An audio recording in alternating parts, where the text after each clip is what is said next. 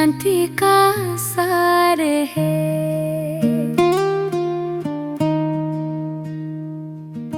ज्ञान का अमृत है, जीवन का आधार है।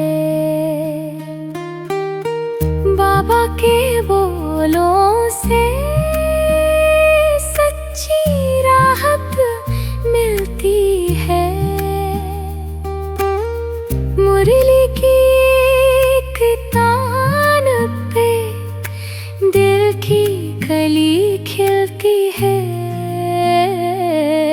बाबा तेरी मुरली में सुख शांति का सार है। ओम शांति। ओम शांति। आज के मुरली मंथन में सभी रूहानी भाई बहनों का हार्दिक स्वागत है। आज की मुरली में बाबा हमारे सामने एक बहुत गहरा विचार रख रहे हैं। हाँ, आज की मुरली में बाबा हमें कांटों से फूल बनने की कला सिखा रहे हैं और ये भी याद दिला रहे हैं कि जो बाप हमें 21 जन्मों के लिए स्वर्ग का मालिक बनाते हैं, उनके प्रति हमारा प्यार कितना गहरा होना चाहिए। बिल्कुल। तो आज हम बाबा की 28 जनवरी 2026 बुधवार की मीठी मुरली के मंथन में बैठते हैं। आइए हम मुरली के 5 ज्ञान के पॉइंट्स, 5 योग के पॉइंट्स, 5 धारणा के पॉइंट्स और 5 सेवा के पॉइंट्स पर एक गहरा विचार सागर मंथन करें। और हाँ, इस मंथन के अंत में मुरली के इन पॉइंट्स को लेकर एक क्विज भी तैयार की गई है।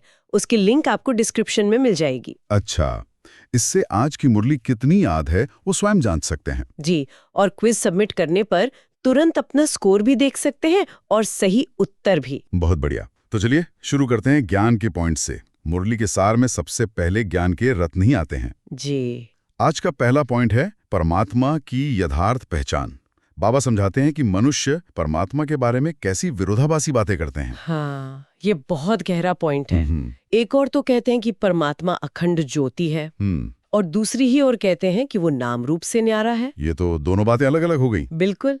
बाबा यही तो स्पष्ट करते हैं, अगर वो ज्योति है तो ज्योति तो एक रूप हुआ, भले ही सूक्ष्म हो, तो वो नाम रूप से न्यारे कैसे हुए? सही बात है। तो बाबा अपनी सही पहचान देते हैं कि वे निराकार ज्योति बिंदु शिव हैं और इस सृष्टि पर ब्रह्मा तन का आधार लेकर आते हैं। मतलब जब तक ये पहचान ही स्पष्ट नहीं, तब तक आगे का रास्ता भी वो धुंधला ही रहेगा। जी हाँ। अच्छा, दूसरा पॉइंट है 84 जन्मों के चक्र का रहस्य। बाबा हमें याद दिलाते हैं कि हम आत्माओं ने इस चक्र में कितने साकारी बाप किए हैं। हाँ, बाबा कहते हैं तुमने 84 जन्मों में 84 साकारी बाप किए, लेकिन तुम्हारा असली अविनाशी बाप तो एक निराकार परमपिता परमात्मा ही है। और जैसे आत्मा सतो प्रधान से तमो प्रधान हुई, वैसे ही ये जो शरीर रूपी वस्त्र हैं, वो भी गोल्डन एज से आयरन एज में पतित हो गया है। तो ये हमारी अपनी ही कहानी है, 84 जन्मों की। बिल्कुल। राजकुमार से भिखारी बनने की कहानी, जिसे बाबा अब फिर से राजकुमार बनाने आए हैं। और बाबा के आने का भी एक खास समय बताया गया है, संगम युग। लोग अक्सर सोचते हैं कि भगवान अभी ही क्यों आते हैं। हाँ, और इसका जवाब बाबा बहुत सुंदर रीति से देते हैं। वो कहते हैं कि जब पुरानी दुनिया से नई बननी है तो वे संगम युग पर ही तो आएंगे। अच्छा। यही वो समय है जब वे नरकवासियों को स्वर्गवासी बनाते हैं। ये कलयुग और सतयुग के बीच का एक कल्याणकारी समय है। तो न कलयुग में न सतयुग में, बल्कि दोनों के संगम पर। जी बिल्कुल। अच्छा, चौथा पॉइंट ज्ञान और भक्ति के बीच के एक सुंदर अंतर को स्पष्ट करता है।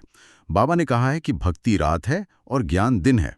हाँ, बाबा ने कहा आधा कल भक्ति करने के बाद अब ज्ञान का सवेरा हुआ है। बाप आकर अविनाशी रुद्र ज्ञान यज्ञ रचते हैं। ये यज्ञ कैसा है? ये कोई आग का यज्ञ नहीं है। इसमें ज्ञान की वर्षा से पतित दुनिया पावन बनती है। सतयुग में तो यज्ञ या भक्ति की कोई बात ही नहीं होती, क्योंकि वहां सब कुछ प्राप्त है। सब कुछ प्राप्त है, वहां भक्ति की जरूरत ही नहीं। और पांचवा ज्ञान का मोती है सृष्टि चक्र की पुनरावृत्ति का। जी, बाबा स्पष्ट करते हैं कि वर्ल्ड की हिस्ट्री ज्योग्राफी जो मनुष्यों की है वही रिपीट होती है। सूक्ष्म वतन का कोई चक्र नहीं गाया जाता।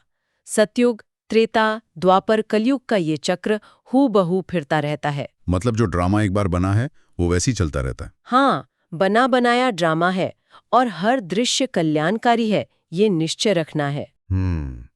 तो ये तो हुए ज्ञान के 5 मुख्य बिंदु। अब हम चलते हैं योग की यात्रा पर, मतलब याद की यात्रा पर। पहला पॉइंट है 2 प्रकार के बाप की स्मृति। हाँ, बाबा हमारा ध्यान खिंचवाते हैं कि एक हमारा लौकिक साकारी बाप है जी। और दूसरा पारलौकिक निराकार बाप। आत्मा जब पारलौकिक बाप को याद करती है तो बुद्धि शरीर से परे परम धाम में चली जाती है। यही सच्ची याद है, यही योग है। देह से परे होने का अनुभव। हाँ, बिल्कुल। दूसरा योग का पॉइंट है दुख में सिमरन का राज। बाबा कहते हैं सुख में कोई याद नहीं करता। सही बात है। जब आत्मा दुख में आती है तभी तो पुकारती है, हे पतित पावन आओ। तो ये पुकार ही एक तरह से याद की शुरुआत है। हाँ, यही पहली चिंगारी है और बाबा इसी पुकार को सुनकर आते हैं। फिर वो हमें सिखाते हैं कि इस याद को जरूरत से निकालकर प्यार के रिश्ते में कैसे बदलना है। बहुत सुंदर। तीसरा पॉइंट याद की शक्ति को उजागर करता है, याद से पावन बनना। हाँ, बाबा ने बहुत सुंदर रीति से समझाया कि आत्मा पर जो विकर्मों का मैल चढ़ा है वो गंगा स्नान से नहीं उतर सकता। वो तो शरीर को साफ करता है। हाँ, वो शरीर के लिए है, आत्मा के लिए तो केवल एक बाप की याद ही वो अग्नि है, वो योग अग्नि है जो आत्मा को प्योर बनाती है। और जब आत्मा प्योर बनती है तब उसे प्योर शरीर मिलता है। अच्छा, चौथा योग का पॉइंट बहुत मीठा है, मोस्ट बिलीवेड बाबा। हाँ, बाबा पूछते हैं सबसे प्यारा कौन? शिव बाबा ही श्री कृष्ण को भी विश्व का मालिक बनाते हैं, तो सबसे प्यारे स्वीटेस्ट शिव बाबा हुए, है ना? बिल्कुल, जो बनाने वाला है वो रचना से तो ज्यादा प्यारा होगा ही। हाँ, तो उनसे ज्यादा प्यारी वस्तु कोई हो ही नहीं सकती। और यही स्नेह, यही प्यार सहज याद का आधार बन जाता है। और 5वां बिंदु है आत्माभिमानी स्थिति। जी, बाबा कहते हैं अभी तुम आत्माभिमानी बन बाबा के बने हो। इसका क्या मतलब है? मतलब जब हम देह अभिमान में होते हैं तो लौकिक बाप याद आता है।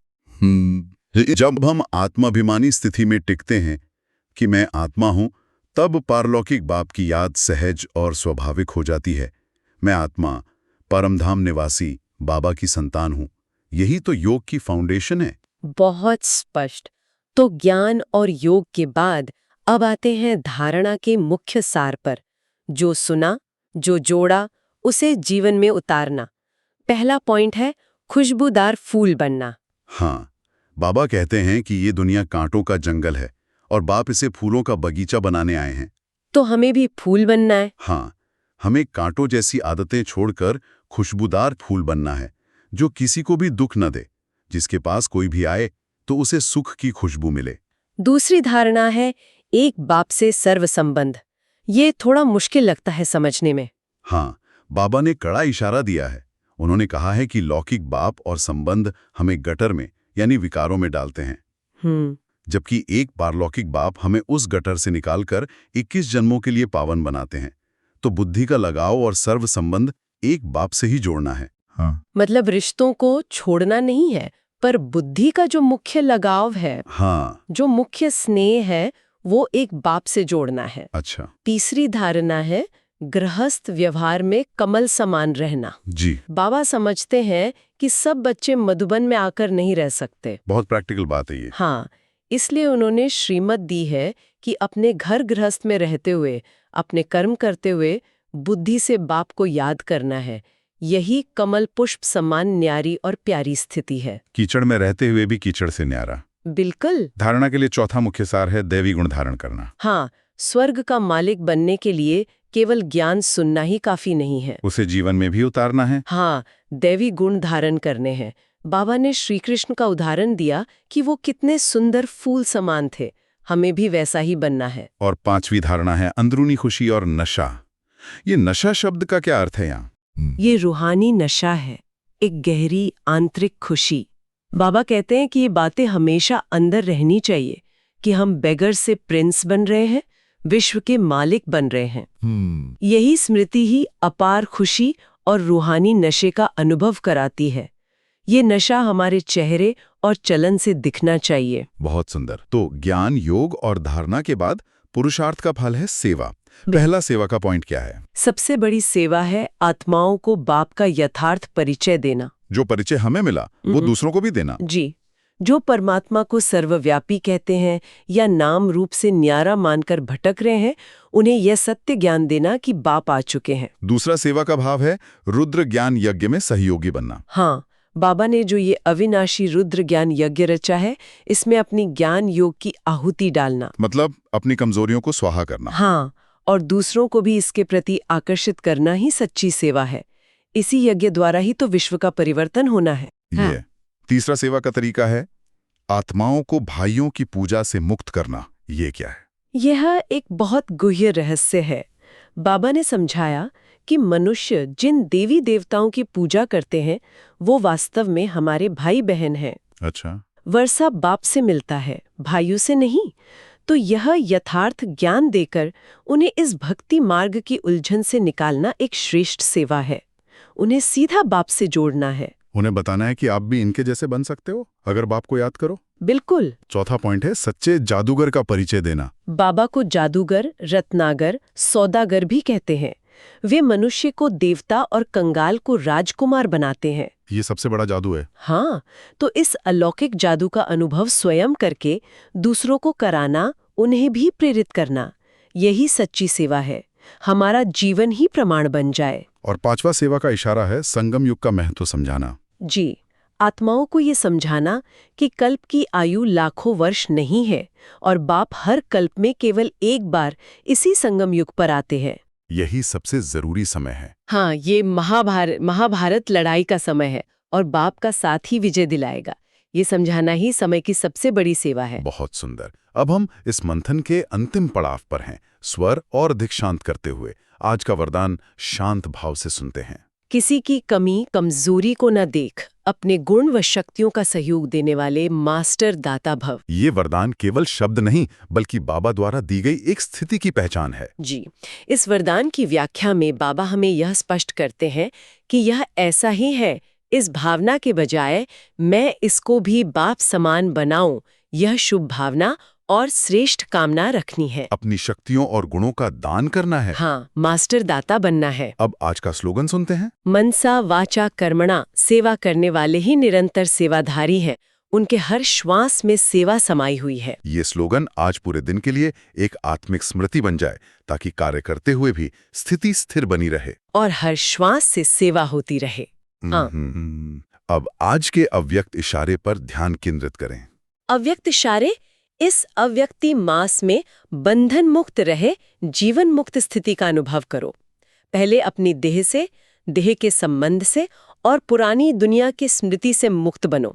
जब इस मुक्ति की अवस्था का अनुभव करेंगे, तब मुक्त होने के बाद जीवन मुक्ति का अनुभव स्वतः होगा। तो चेक करो जीवन में रहते हुए देह के संबंध और पुरानी दुनिया के आकर्षण से कहाँ तक मुक्त बने हैं। जी, यह अव्यक्त इशारा हमें शब्दों से परे ले जाकर और भी सूक्ष्म आत्मिक स्थिति की अनुभूति कराता है। जी, ये चेकिंग का एक बहुत गहरा आईना है। इस मंथन के अंत में एक बार फिर याद दिला दें कि मुरली के इन पॉइंट्स को लेकर एक क्विज तैयार की गई है। हाँ, जिसकी लिंक आपको डिस्क्रिप्शन में मिल जाएगी। इससे आज की मुरली कितनी याद है, ये स्वयं जान सकते हैं और अपना स्कोर भी तुरंत देख सकते हैं। जी, यदि आज का यह मुरली मंथन आपको बाप दादा के और करीब लाने में सहायक रहा हो, तो इस वीडियो को लाइक करें और अन्य रूहानी भाई बहनों के साथ शेयर भी करें, ताकि उनके पुरुषार्थ में भी ये सहयोगी बन सके। ओम शांति। ओम शांति।